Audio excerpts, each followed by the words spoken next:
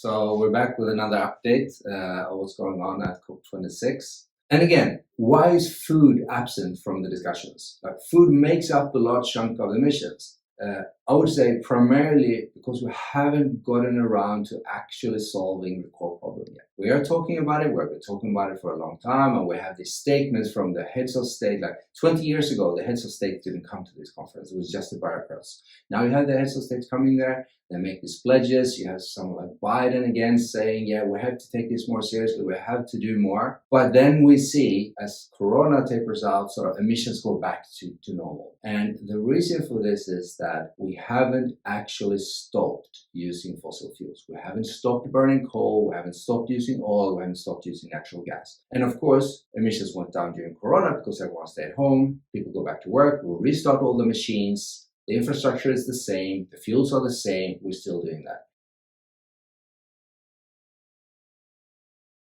We have to work on food, we really do, that's an important problem. But we also really need to stop using the fossil fuels. And here, even though like in some parts of the world, like in Europe, you're starting to see significant transformations, you see electric cars everywhere, and like the energy systems are decarbonizing, really nice.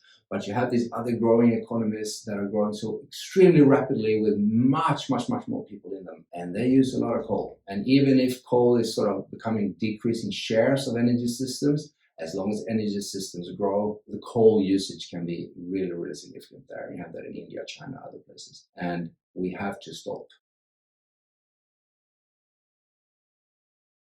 I think it was yesterday, India pledged to reach net zero by 2070, which is great, but it's not exactly in line with reaching a 1.5 degree target, or probably even a 2 degree target. It's great that the leaders talk about this, but we need to see more action at home. And here back to what do these negotiations actually do, and what does the Paris Accord say?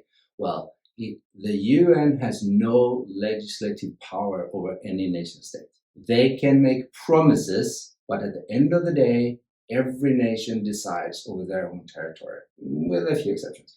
Speaking at these events is great, but then all these heads of states, they have to go home and they have to clean up their own house. And that is the only way we actually can solve this at this point. If we had a world government, it would look different in many ways. I'm not saying it would be a good thing. We don't have any. So now everyone has to clean up their own mess.